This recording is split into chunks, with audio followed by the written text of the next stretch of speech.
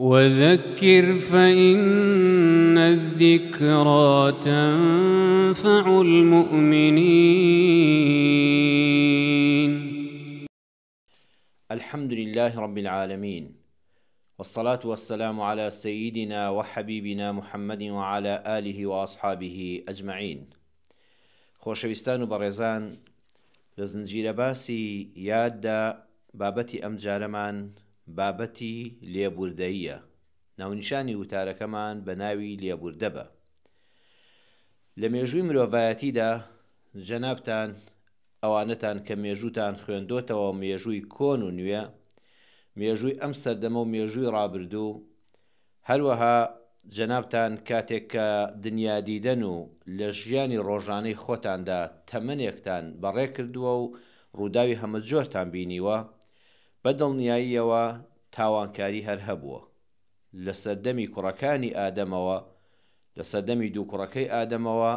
تاوانکاری لەسەر زەویدا بە دڵنیاییەوە هەر هەبووە. کاتێکەوە قابیل هابیلی برایی بە ناڕەوا دەکوژێ، دەستدرێژی دەکاتە سەری و هەڕەشەی کوشتنی لێ دەکا و پاشان کوشتنەکەش ئەنجام دەدا. لەو زەمەنەوە هەتا ئێستا و هەتا قیامەتیش ڕۆژگارێک نییە کە تاوانی تێدا نەکرێ. بۆیە قورئانی پڕبەرەکەت و بەخشش سزای داناوە بۆ جۆرەکانی تاوان، هەر یەکە بە ئاستی خۆی و بە ئەو پەڕی عەدلی خوای پەروەردگارەوە خودای خالق سبحانه وتعالى سزای داناوە بۆ هەر تاوانێک. قورئانی پڕبەرەکەت و بەخشش قورئان هاتووە پۆلێنی تاوانەکانی کردووە بۆ دوو جۆر.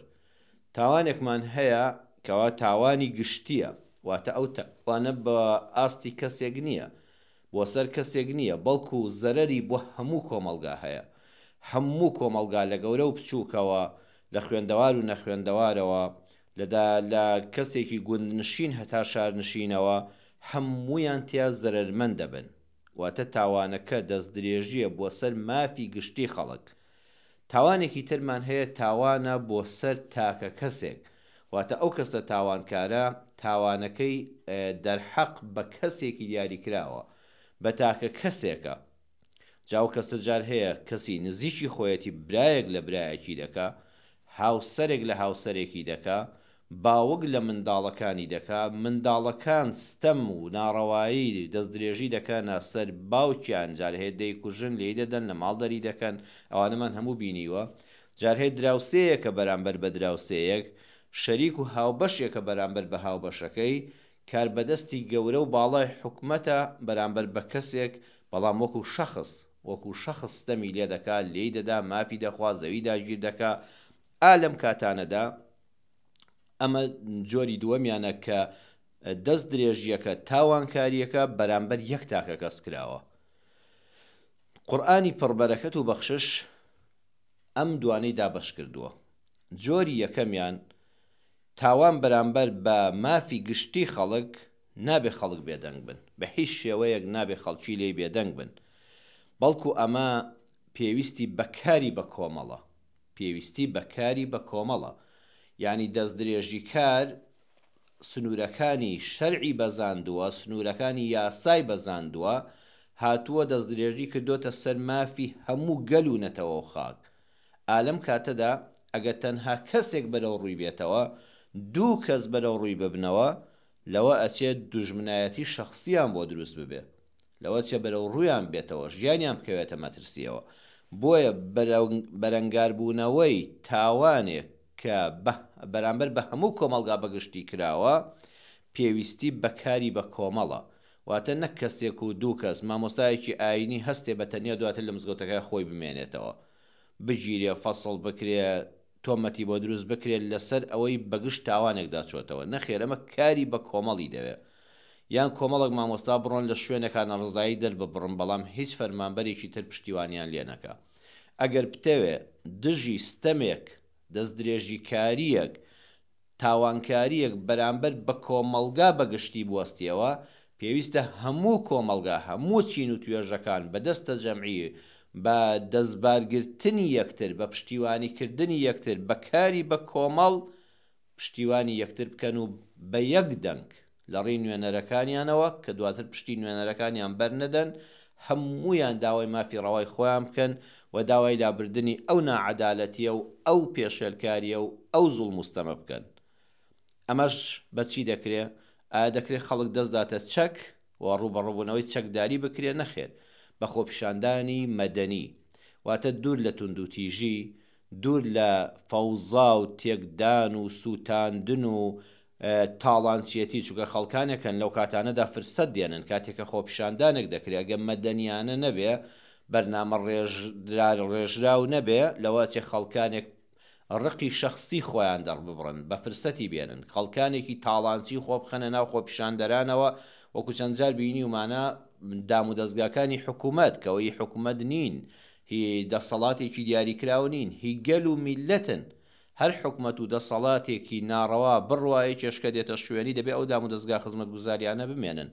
نابێ ئەو خۆپیشاندانانە لە مەدەنی بوون بچنە دەرەوە، واتە ببێتە توندوتیژی و کوشتن و بڕین و تاڵانکاری و کاولکاری، بەڵکو خۆپیشاندانێکی مەدەنی و پاشان جەماوەری وەلابردنی ئەو ستەمە گشتیە، ئەو دەست درێژیە گشتیە، ئەو تاوانکاری بەرامبەر بە گشتی بە کۆمەڵگا کراوە، پێویستە خۆپیشاندانەکە جەماوەری بێ، نەک حیزبێکی دیاریکراو دژی حیزبێکی تر، واتە حیزبێک بۆ مەرامە شەخصیەکانی خۆی، حیزبەکانی خۆی جەماوەری سەر شەقام هەمووی بەکاربێنێ، دواتر ئەو لەوەی پێشتر خراپتر بێ. ئەبێ ئەو پیشاندارە خۆرسکی ناو جەماوەر بێ، جەماوەریکی واعی و ڕۆشنبیر و بە ئاگا تەنها و تەنها بەنێتی بەرگریکردن لە خۆی و سنووردانان بۆ ئەم دەست درێژی کارە کە دەست درێژی کردوتە سەر ماڵ و مڵکی گشتی و بەرژەوەندی گشتی هەموو خەڵکی بە دوێ جیاوازی ئەوە بەرەوڕووی ببنەوە. ئەمە خۆپیشاندانی جەماوەری کە خۆپیشاندانەکان درێژەی دەبێ، هەتا وەکو ئەو کەسێک کە ئەو ستەمەی کردووە دەستی دەگیرێ و ڕادەگیرێ و کارەکە چاک دەکرێتەوە. پاشان ڕاگەیاندنیش دەبێت کاریگەری خۆی هەبێ، ڕاگەیاندنێکی بە ویژدانی بە ئینساف جەماوەریانە نەک حیزبیانە، بۆ ئەوەی کەوا لە ڕێگەی ڕاگەیاندنەوە لە ڕێگەی سۆشیال میدیاوە بەرەو ڕووی ئەو دەست درێژی کاریە بوەستێتەوە. ڕاگەیاندنیش کاریگەری زۆر بەقووەتی هەیە. و پاشان مانگرتن، داخستنی کارگەکان و فەرمانگەکان، مانگرتنی تاکە کەسینە، مانگرتنی کۆمەڵە خەڵکێک نا، بەڵکو مانگرتنی گشتی لەسەر تاسەری وڵاتە کە هەموو خەڵکەکە سوور بن لەسەر ئەوەی ئەو دام و دەستگانە ڕادەگرن، هەتا مافەکانیان بۆ دەجێڕدرێتەوە، هەتا ئەو دەست درێژی کارە سزا دەدرێ و سنووری بۆ دادەندرێ و دووبارە نابێتەوە. ئەمە لەکوێ قورئاندا هەیە؟ لە خزمەت سوورەتی ئەشوڕادا دەبین چەند ئاەتێکە و خاڵ بە خاڵ پێی دادێنە خوارەوە. لە مانگی قورئانداین تکایە بە زۆرترین کاتمان و هەموویشە دوای ڕەمەزانیش بە قورئان ببەخشین. ئەوەی لە قورئانەوە فێری دەبین، هەموو جار عەرزی جەنابتانی دەکەم بە خوێندنەوەی سەدان کتێبی یاسایی و کتێبەکانی تر فێری نابین. قورئان پوخت و کورت هەموو بنەماکانمان بۆ دیاری دەکا. لە سوورەتی ئەشوڕادا لە ئاەتی 39 کە دەست پێ دەکا باسی ئەو کەسانە دەکا کەوا دیفاع لە خۆیان دەکەن، بەرگری لە خۆیان دەکەن، دەفەرمێ بەهەشت بۆ ئەو جۆرە کەسانەیە. یەکێک لەو سیفاتانەی کە ئەهلی بەهەشت پێی دەچنە بەهەشت، واتە هەر کەسێ ئەم سیفەتەی تێدا بێ، یەکێک لە نیشانەکانی بەهەشتی بوونی تێدایە والذین إذا أصابهم البغي هم ينتصرون. ئەو کەسانن کەوا بە کۆماڵ کاتێکە هەستیان کرد ئەصابهم، جامە ئیزاش بەکارهێت هو نەگئین، یعنی دڵنیابن لە هەموو کۆمەڵگایەکە حتا قیامەت کەسانێک دەبن دەست درێژی دەکەنە سەر مافی گشتی خەڵک. ئیزایە بۆ تەحقیقە، نەیفەرموو ئەگەر، نەخێر دڵنیابن لە هەموو کۆمەڵگایەکە، لە هەموو حکومڕان و دەسەڵات و فەرمانڕەوایەکە، ئیلا کەسانێک هەڵدەکەون کە لارن لەوێرن، خۆ بە گەورەزانن، ستەمکارن، ناخنەخۆش و ناخپیسن، دەیانەوێت دەست درێژی بکەنە سەر مافی گشتی کۆمەڵگا، سەر تەواوی میلەتەکە و حەق و مافی پێشێلکەن و ستەمی بەرامبەر بکەن، دەست درێژی بەرامبەر بکەن. دەفەرمێ ئەوانە ئەصابەهم، نەک بە تۆمەت، یعنی وەڵاهی وا دەزانم وابێ، بە دڵنیاییەوە جەماوەر بۆی دەرکەوت کە ئەم جیهەتە ئەم لایەنە ئەم بنەماڵە ئەم کۆمەڵە خەڵکەیان ئەم تاکە کەسە ئەم بەرپرسە ئەم خاوەن پۆست و پلە و پایە و هێز و دەسەڵاتە ئەم فڵان کەسە کە بە هێزی سەرمایەکەی و قەوم و عەشیرەت و چەکدارەکانی دەنازێ دەست درێژی کردوتە سەر مافی گشتی خەڵک ئەوە دڵنیا بووی نەک بە تۆمەت ئەلبەغی و کاتێکەوە بەغی کرا بەغی یعنی چی؟ یعنی نەدانی ماف میلەت هەستی کرد ئەو مافەی کەڕەوای خۆیەتی نایدرێتێ هەروەها ئەلبەغی یعنی زیادکردنی ئەرگ لەسەری تۆ لە ڕسوماتێکەیە دەچێت دایرەیەکەوە کارێک دەکەی حەقی خۆتەکە بازێک بدەیت بە حکومەت ڕسوماتێک بدەیت بە حکومەت بۆی حکومەتیش دام و دەستگاکانی خۆی موچەی کارمەندەکانی پێدابین کە بەڵام هەستت کرد کە بە ناڕەوا و بە ناحەق حکومەت باج زیاد دەکا ڕسومات زیاد دەکا کارەبا گران دەکا ئاو گران دەکا تۆ بۆ خۆت خانوویەکت کردووە تەنانەت ئامادەنێ 2 مەتر قیرت بۆ بکە بەڵام کاتێک کە دەچی سەیرەکەی لە تاپۆ ئەوانەدا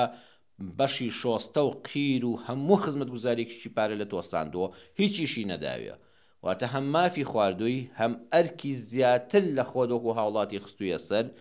ئەو کاتە دادەدەنیشن چۆک دادەن هەر کەسە بڵێ ئاگرە سوورە لە خۆم دوورە دەستم بە کوڵاوی خۆمەوە گرتۆ و پارەی خۆم دەدەم حەقم نییە نە بەهەشتیەکان یەکێ لە سیفاتیان ئەوەیە هوم یەنتەسیڕون بەرگری لە خۆیان دەکەن بەڵام هوم هەر هەمویان بەیەکەوە سەرەتا پێموتن زۆرجار ئینسانەگە بە تەنها ڕووبەڕووی کارێکی دزێ و قێزەون و داگیرکاری و دەست درێژگاری بۆ سەر کۆمەڵگا بێتەوە لەوە چێ بە ئاژاوەش جێڕ ناو بمبرێ لەوە چێ تۆمەتی بۆ هەڵببەسرێ لەوە چێ بگیرێ بکوژرێ و پیاو خراپ بکرێ بەڵام هوم دەبێ ئەم کارە بە کۆمەڵ بێ و هیچ جەماوەر بێ و دڵنیا بن کە کارەکە پێشێلکاریە لە ڕووی شەرع و یاساوە ئەمجا هوم یەنتەسیڕون هەمویان بەرگری لە خۆیان دەکەن داوای گێڕانەوەی مافی ڕەوای خۆیان دەکەن داوای دانانی سنوور بۆ ستەمکار دەکەن ئەگەر ئاوامان کرد کۆمەڵگا بەختەوەر دەبێ برێخت دەڵێ زانایەکە دەڵێ ئەوانەی لە بەرامبەر زوڵمدا یەک ناگرن دواتر لە زیندانەکانی زاڵمدا چاویان بە یەکتر دەکەوێتەوە ئەو مەزڵومانەی کە لە وڵاتە بەرامبەر بەستەمکار یەک ناگرن یەقینتان هەبێ ڕۆژێک لە زیندانەکانی زاڵمدا چاویان بە یەکتر دەکەوێتەوە یعنی ئەگەر کەس حەقی ئەم هوتی حەقم نییە بەسەریچەوە ئەو حەقی بەسەر هیچەوە نەبوو دەسەڵات یەک هەمووانیان دواتر لە زیندانە قایم دەکات لە زیندانە یەکتر دەبینیەوە بەس ئەگەر هومیان تەسیڕون هەموو پشتی یەکیان گرت و یەک دەست و یەک دەنگ و یەک ڕەنگ شەقامیان گرت ڕاگەیاندنیان کرد خەباتی مەدەنی و مانگرتنیان کرد ئەو کاتە دڵنیا بە ئەو ستەمە لە شوێنی خۆی ڕادەوەستێندرێ دیکتاتۆرەکان بەوە دروست دەبن موسڵمانان کە میلەت بێدەنگە لە ئاستەمەکانیان ستەمێک دەکا کۆمەڵک مافی هاوڵاتیان و نیشتیمانیان نادا هەندێک ئەرکی زیادیان لە ڕادەی یاسایی و پێویست دەباتە سەر کەس دەنگ ناکە کاتێک کە زانی خەڵک دەنگ ناکە ئێتر دەڵێ وەڵاهی من هەر غەدرم کردووە چەند ساڵە ئەوان بەرامبەر نەکردن هەندێکتر پلەکە بەرزتر دەکاتەوە ستەمەکە ئەرکی زیاتریان دەخاتە سەرشان مافی کەمتریان دەداتێ ئەم جارش کە میلەت کەس قسەی نەکردو بە کۆمەڵ ڕوبەڕووی نەبوونەوە دڵنیابن زیاتری دەکات حتا دەچێتە لوتکەی دیکتاتۆری خوای پەروەردگار لە سوڕەتی ئەززوخرۆف ئایەتی 54 هەتا 56 باسی فیرعەونی دیکتاتۆر و قەومەکەیمان بۆ دەکات با بزانین لە قورئانە چۆن ئەمە باس کراوە بەڕێزانەمانە خۆ چیرۆک و حیکایەت نین لە قورئانە باس کراون و جەڕدرابنەوە ئێمە وەکو چیرۆک بیخوێنینەوە ئەمە بەرنامەی ژیانە ئەم قورئانەیە کە هەموو ڕۆژێ لە ژیانی من و تۆدا چیرۆکەکان و بەسەرهاتەکانی دووبارە دەبنەوە دەفەرمێ فاستەخەفە قەومەه فەئەطاعوه فیرعەون سوکایەتی بەعەقڵی گەلەکەی دەکرد فەئەطاعوه ئەوانیش لە جیاتی ناڕەزایی و ڕەخنەگرتن و بەرەو ڕووبوونەوەی ئەو ستەمکارە فەئەطاعوه هەر یەکسەر بەبێ ئەم لاولا دەیانگوت قوربان بەڵێ بەسەر چاو دەست لە سەرسنگ بەڵێ قوربان بە چاوان لە خزمەتتاین ئەمرت بەجێیە هەر تۆمان هەی فەئەطاعوه هەموو گوێڕایەڵیشیان بۆ دەردەبڕی إنهم كانوا قوما فاسقين خوا دەفەرمێ بەڕاستی ئەو گەلە جێل و دەبەنگ و ستەم قبولکارە خزمەتکاری ئەو دیکتاتۆرە کە تا ئەو سوکایەتی پێدەکردن ئەوان هەر لەسەر چاوانیان بوو، هەر گوێڕایاڵی و ملکەچیان بۆ دەکرد و کەس نەبوو دەنگ بەرزکاتەوە. ئەوانە قەومێکی لار و لەوێر و لادەرن، ئەوانە شایستەی ژیان نین لەسەر زەویدا، هەر بۆ ئەوە باشن ئاوا ستەمکار و دیکتاتۆر بیان چەوسێنێتەوە. ئەوانە فاسقن لادەرن. جا بەڕێزان کە قورئان دەفەرمێ فەستەخەفە قەومەه، سوکایەتی بەگەلەکەی دەکرد، یعنی یەکەم عەقڵی سووک و جێل و کەودەن کردن. ئەوەندە شتی وای بۆ هێنابوون لە ڕێی ڕاگەیاندنەکانی خۆیەوە، لە ڕێی دام و دەستگاکانی خۆیەوە، عەقڵی ئەو خەڵکەی سووک کردبوو، جێلی کردبوون، کەودەنی کردبوون، دەبەنگی کردبوون، کارێکی پێکردبوون، کەس خاوەنی عەقڵی خۆی نەمابوو. دووەم بەبانەی ئەوە دێک گاڵتەی بە عەقڵیان دەهات. یەکەم جار عەرزم کردن فیرعەون هەوکو هەموو دیکتاتۆرێک باجی زیادی لەسەردادەنان، کاری زۆری پێدەکردن، مافی خۆیانی کەم دەکردنەوە. بەڵام فەئەطاعوه کە بینی ئەوانە زۆر گوێڕایاڵن، وتیت خوا میلەتێکی ئاوا کەم عەقڵ، والله حەیفە ئەو پاری کە لێشم سەرف کردوون بە خەسار چووە، حەیفەوە هەموو بۆ خۆم نەبوو و دام و دەستگاکەی خۆم نەبوو، دام بەو جەماوەرە ڕەشوڕووتە بەو کە بەگەل و میلەتی خۆمم دەزانین. بۆیە گاڵتەی بە عەقڵیان دەهات، حتا ئەو زوڵمی لێ دەکردن ئەو خەڵکە زیاتر گوێڕایاڵ بوون و چەپڵە لێدەر بوون و بەڵیان بۆ دەکرد و دەست لە سەرستنگ لە خزمەتیا بوون، ئەویش گاڵتەی بۆ عەقڵیان دەهات. سێم یعنی وای لێکردن سوکەڵا وەکو بووکەڵە بێن بەدەستیەوە، پارچە پارچەی کردن، تەفرەقەی تێخستن، چۆن بووکەڵەیەک ئاوا دەکەی، بووکەڵەیەک زۆر گەورەیە بە قەدەر زەلامێکە بە حیساب کە چیا بە پەنجەیەک بەرزی دەکەیەوە. عەقڵی سووککردن وەکو بووکەڵەی لێکردن، وەکو بووکەڵە بەدەستیەوە دەهاتن و دەچوون. بۆیە فەئەطاعوه، ئەوانیش زۆر سووک بوو بن، زۆر بە ئاسانی گوێڕایەڵیان دەکرد و فەرمانە ناڕەواکانیان جێبەجێ دەکرد. خوا دەفەرمێ فەلەمما ئاسەفونا، کاتێک کە ئەو قەومە نالەبارە ئێمەیان تووڕە کرد، بەوەی کە خوای تاک و تەنهایان بە حەق نەدەناسی، هاوبەشیان بۆ خوا بڕیار دەدا، سەدان و هەزاران بت و سەنەمیان هەبوو و هەروەها ملکەچی ئەو دیکتاتۆرە بوون. یعنی خوا بە چی تۆڕە دەبێ لە بەندەکانی و غەزەبیان لێ دەگرێ کاتێک وەکو قەومی فیرعەون دەسەڵاتدار و سەرۆک فەستەخەفە قەومەه، عەقڵی سووککردن، دەبەنگی کردن، گاڵتەی بە عەقڵیان دەهات، مافی خۆیانی نەدەدانێ و ئەرکی قورسی دەخستنە سەرشان، کەچی ئەوان لە زیاتی داواکردنی مافی خۆیان و سنووردانان بۆ ئەو ستەمکار و دیکتاتۆرە فەئەطاعوه، گوێڕایاڵی زیاتریان دەکرد و ملکەچتر دەبوون ڕۆژ بە ڕۆژ بۆی، خوا دەبکاتەدا ڕقی لەو قەومەیە. فلما آسفونا، كاتك إيمان تورك الپروردگار دفرمي انتقمنا منهم فأغرقناهم أجمعين، تولي تندمان ليستاندن فأغرقناهم أجمعين، همويان من نقم كر لآودا أجمعين، همويان من بيك وخن كان. سبحان الله سيدي أجمعين كا، يعني للديكتاتورك ولا لوتك وكفرعون بود تا دامو دزگاكي تا ئەمن و استیخبارات و داپڵۆسێنەرەکانی، حتا کابرای دوکاندار و سەر شەقام و پاکەرەوەی سەرجادەکە هەر هەموویان بەیەکەوە، تا زانە ئاینەکە و مامۆستای قوتابخانەکە و پزیشکەکە هەر هەموویان، ئەوەی کە لەژێر سای ئەو دیکتاتۆرەدا ئیطاعەی دەکرد و چەپڵەی بۆ لێدەدا و پێی ڕازی بوو، بەڵێ بۆ دەکرد، ئەجمعین هەر هەموویانمان بەیەکەوە لێناوبرد. فجعلناهم سلفا ومثلا للآخرين، خی پەروەردگار دەفەرمێ کردمانن بە عیبرەت و بە دەرس و نمونە بۆ گەلانی داهاتوو. یعنی ئەمەی فیرعەون و گەلەکەی کە لە قورئانا دەیخوێننەوە ئەی جەماوەری موسڵمان، ئەمە چیرۆک و بەسەرهاد نییە، بەڵکو ئەمە حەقیقەتی ژیانە، وەگەر ئێوەش ئاوا بوون ئێوەش خوا ئاوا لە ناوتان دەبا. جا هەیە بە ئاو لە ناوی دەبا، هەیە بە شەڕ و جەنگ، هەیە بە جەنگی ناوخۆ، هەیە بە دووبەرەکی ناوخۆ، هەیە وڵاتانی زلهێزی بەسەرا زاڵ دەکا، هەیە بە نەخۆشی خراپ، هەیە بە وشکە ساڵی، هەیە بە لافا و خوای گەورە ئەو گەلە لە ناو دەبا، وێرانی دەکا، ئەجمعین هەمویان بەیەکەوە. چونکە بەرامبەر بەستەم و دەست درێژی و ناڕەوایی کە گرایە سەر مافی گشتی، خەڵق قڕ و قەپی کرد و بێدەنگ بوو، خوای گەورە ئەوەی زۆر پێ ناخۆشە. دووەم تاوان بەرامبەر بە تاکە کەس. قورئان هەل لە سوورەتی ئەششوڕا ئەوە 39 بخوێنمانەوە، ئاەتی 40 بە دوویدا دەفەرمێ وجزاء سيئة سيئة مثلها، سزای خراپەیەکە وەکو خۆی، کەسێ خراپەی کرد ئەو سەیئەی دووەم لەبەرەوەی یەکەم بە تاوان ناندراوە، دەنا دووەم کە داواکردنی مافی خۆتە بەرەو ڕووی دەبێەوە بە تاوان حساب نییە، بەس هەر لە ڕووی وشە سازیەوە سەیئەی دووەم وەکو سەیئەی یەکەم دانراوە. پاداشت و تۆڵەی خراپەیە کە بەرامبەر بە شخصێک دەکرێت، بەرامبەر بە تاکە کەسێک دەکرێت لەلایەن هەر کەسێکەوە بێ، ئەویش ئەوەیە وەکو خۆی وەڵامی بدەیەوە، مثلها بە ئەندازەی ئەو تاوانەی بەرامبەرت کراوە، ئەو دەست درێژی و ناحەقەی بەرامبەرت کراوە، تۆش ئەوەندەت بۆ هەیە بەرامبەری بوەستیەوە. فمن عفا وأصلح کەسێک لێبوردە بوو چاکسازی کرد فأجره على الله، پاداشتی لەسەر خوایە. إنه لا يحب الظالمين، بەڕاستی خوای پەروەردگار ستەمکارانی خۆش ناوێ. بەڕێزان سەیری چەند وشەیەکی ئەم ئاەتە بکەن. سوڕەتی ئەشوڕا ئاەتی 40. مثلها یعنی کەسێک خراپەی بەرامبەر کردی، دەست درێژی کردە سەرت، تاوانی بەرامبەر کردی، ئەبێت تۆ بە ئەندازەی مثل یعنی ڕێگ وەکو خۆی لە سێشتا بەرامبەری بوەستیەوە نابێت لەو سنوورە دەرچی. یەکەمیان ئەلکەمیە لە ئاستی بڕەکەیدا، بۆ نمونە کەسێک 2 زلەی لە کەسێک داوە، تۆ نابێت 3 زلەی لێ بدەیەوە. دووەم ئەلکەیفیە، ئەو چەندە بە توندی لە تۆی داوە، ئەو ئاوە بە حاڵدەیدا، ئەو نابێت ئاو لە چاوی بێنێ ملی پێ خوارکە، دەبێت هەر بەو ئەندازە توندێ لێ بدەیەوە. ئەنەوعیە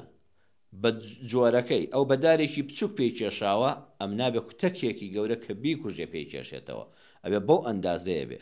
جاکە ئەم مثلوهایە ئەمە چێ دەیکا لە ڕێی حکومەت و دادگاوە ئەم تۆڵت بۆ دەستەبەر دەکرێت. یعنی کاتی حکومەت قورئان دەفەرمێ کەسێک ستەمی لێکرا بە ئەندازەی ئەو ستەمەی خۆی تۆڵە لە بەرامبەر دەکاتەوە بەبێ زیاد و کەم. ئەمە چێ دیاری دەکا؟ ئەمە حکومەت، ئەمە دام و دەستگاکانی حکومەت و لە ڕێگەی قازی و دادوەر و دەستگاکانی جێبەجێکردن، پۆلیس و ئاسایشەوە، نەک هەر کەسێک کە دەستدرێژی کرایە سەر زلەیەکی لێ بدرا، ئەمیش هەڵکتێتەوە سەر ماڵی ئەو لە بەرامبەر ماڵ و منداڵەکەی لەسەر سفرەی ناخواردنەکەی شەڕ و هەرا دروستکە، ژن و منداڵی بێتاوان کە ئاگان لە هیچ نییە بتۆقێندرێن. نەبێت دەرو دراوسێ کۆڵان و شەقام کە دەبێت مای ئارامی بێ و هەر کەسە لە دوای ماندووبوون ڕۆیشتێتەوە ماڵی خۆی، یان لە ماڵی خوا دەوێت ئاسوودە بژی و ئیسراحەت بژی و پشوو بدا، ئارامی گەڕەک و شەقام و شارتێک بدرێ. دەبێت ئەو کەسە حکومەت بانگی کە و بڵێ وەرە فڵان کەس بە ئەندازەی ئەو ستەمەی لێت کراوە، دوای ئەوەی کە حاکم چەسپاندی و واقعەن ئەمە ستەمی لێکراوە، هەم لە ڕووی چەندێتیەوە، لە ڕووی چۆنیەتیەوە، لە ڕووی ئەندازەوە تۆڵەی خۆت بە ئەندازەی خۆی بکەوە. بەڵام بەڕێزان ئەم مثلوهایە زۆر بە زەحمەت دێتە جێ. بۆ نمونە کەسێک 1 سامتین برینی خستە لە جەستەی کەسێکەوە، ئەم نابێت 2 سامتین برین بخاتە جەستەیەوە، ئەبێ ڕێک بە ئەندازەی ئەوە بێ. ئەو 1 سامتین برینەکەی قوڵ بوو، ئەم نابێت 2 سامتین برینەکەی ئەو قوڵ کاتەوە. وەیە دەفەرمێ فەمەن عەفا، کەسێک لێ خۆش بوو بێ،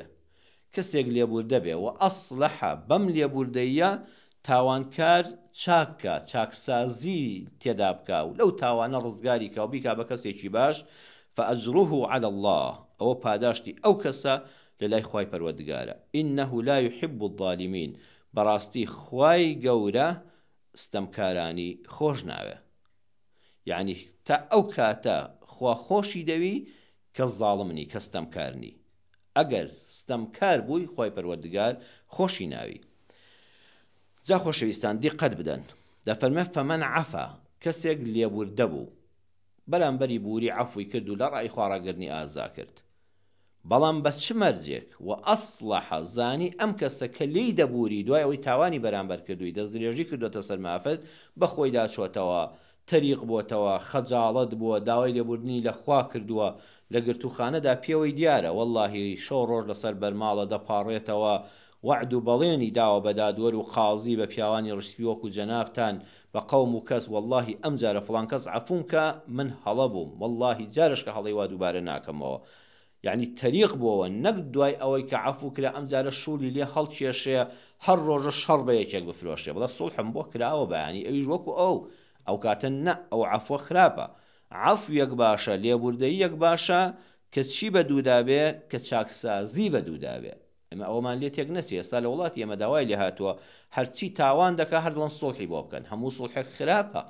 چونکە بۆیە دەبینی ئەمە دەیەمین جارە سوڵحی بۆ دەکرێت. نە، ئەبڵێ بزانی یەقینت هەبێ وا بە خۆی داچۆتەوە لە گرتوخانە و لە سجنا، بەڕاستی ئێستا باش بووە، بەڕاستی ئەو کاتە تۆ بڵێ من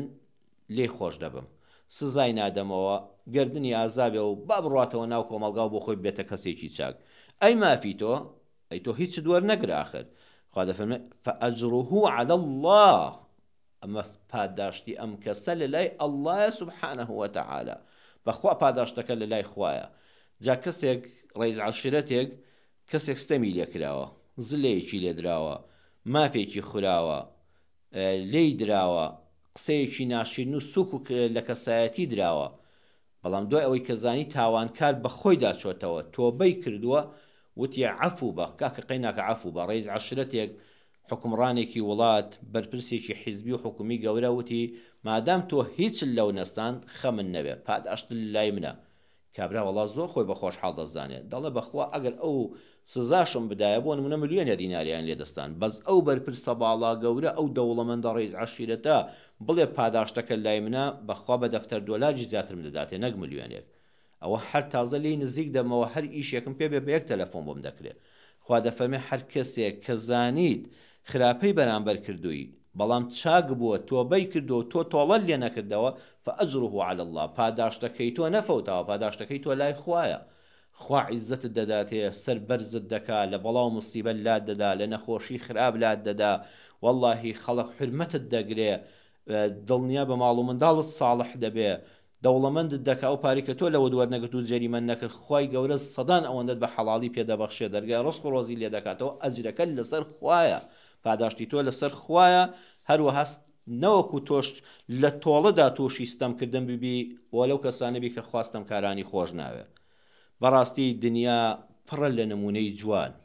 ئەم ئاەتانەی قورئان زۆر جار بە واقعیەت جێبەجێ دەبن بەسەراتێک هەیە کە لە 26 چواری 2014 لە ئێران ڕوویداوە لە هەرێمی مازەندەرانی ئێران لە شاری نور دوو برادەر دەبن لە حەڤدەی لە 26 چواری 2014دا 26 چواری 2014 لە شاری نور لە هەرێمی مازەندەران دوو برادەر بە ناوی عەبدوڵڵا و بیلال کە تەمەنی هەرزەکاریان دەبێ 18 ساڵ بۆ 20 ساڵ دەبن بیلال عەبدوڵڵا دەکوژێ هاوڕێکەی خۆی دەکوژێ دواتر دایکی عەبدوڵڵا کە ناوی سەمیرە دەبێ دادگا بە دادگا قازی بە قازی بنکەی پۆلیس هەموو هەوڵێکی خۆی دەدا ماوەی 7 ساڵ دێو دەڕوا بەس بۆ ئەوەی بیلال کە بوو کوژی کوڕەکەیەتی پەتی سێدارەی بۆ دابندرێ بەڕاستی لابردنی لە سێدارەدان دوای چەسپاندنی تاوان لەسەر کەسی تاوانکار و بکوژ کارێکی خراپ لە وڵاتی ئێمەدا بەڕاستی خزمەتکردنیان و لەستورکردنیان تاوانێکی لە تاوانەکە گەورەتر ئەوەیە بەڵێ لە وڵاتی ئێراندا سزای لە سێدارەدان هەیە کاتێک کە حاکم گەیشتە سەر ئەوەی دوای چەند ساڵێک لە گرتوخانەدا بەرامبەر واتە باوکو دایکی کوژرا و کەس و کار ڕازی نابن بە خوێنبایی ڕازی نابن دڵیان ئاو ناخواتەوە ئیلا بە کوشتنەوەی ئەعدامکردن نەبێ حکومەت لە ڕێی دەسەڵاتەوە دەیکوژێتەوە 7 ساڵ سەمیرەی دایکی عەبدوڵڵا لە هەوڵی تۆڵەکردنەوەی کوڕەکەیدا بوو لە ڕێگای دادگای حکومەتەوە کە ئەو کەسە و بیلالەکە کوڕەکەی ئەمی کوشت و عەبدوڵڵای کوشتووە لە سێدارە بدرێ هەرچی پیاو ماقۆڵ و ڕێز عەشیرەت و مامۆستای ئاینی و کەسایەتی و مامۆستای زانکۆ و ڕیش سپیان و ڕدیان سپیان بوون هەموویان چوونە ماڵی ئەو ئافرەتە مێردەکەی ڕازی بوو مێردەکەی وتی لەبەر خاتری ئەو خەڵکە و تازە ڕووداوەکە ڕوویداوە من ڕازی دەبم ژنەکەوتی ڕازی نابم درێژی نەکەینەوە دوای 7 ساڵەکە 10 ڕۆژی مابوو بۆ ئەوەی کەوا حکمی لە سێدارەدانەکە دەرچوو جێبەجێ بکرێ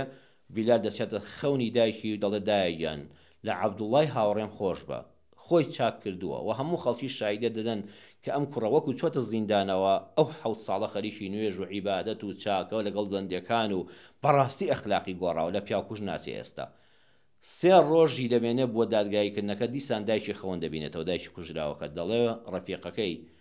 بە کوڕەکەی خۆی پێ دەڵێ دایە تکایە لەو هاوڕێم خۆش بەکە منی کوشت تکایە عەفویکە ئەچنە بەرپەتی سێدارە کەسەکە دێنن باوکی عەبدوڵڵا لەگەڵ دایکی ئەو سەمیرە خاتونە لەگەڵ خزم و کەسوکار و جەماوەر هەموو کۆبوونەوە دادگا و قازی و پۆلیس و ئاسایش هەمووی لەوەیە دەڵێن پەتەکە بێنەبی کە ملی بکوژی کوڕەکەتانەوە باوکەکە دەچێت و پەتەکە دەخاتە ملیەوە ئەڵێن کورسیەکەی لە ژێر لابە و پەتەکە قایم دەبێ و ڕۆحی دەرەچێت لەو کاتەدا دایکی دەڵە بوەستن ئەڵێن چی بوەستین ئەڵێ بوەستن لە ڕەهی خوا ڕابڕۆگرنت ئازابێ و عەفوو بە 2 جار کوڕەکەم لە ماوەی 2 شەوە هاتوۆتە خەوم کە بکوژەکەی عەفوکەم و گۆڕانکاری بەسەرا هاتووە لەبەر خوا مادام خۆی چاک کردووە بابێتەوە ناو کۆمەلگا و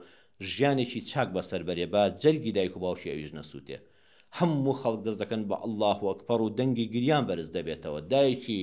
کوژرا دایکی بکوش دێ پێڵاوەکانی ماچکە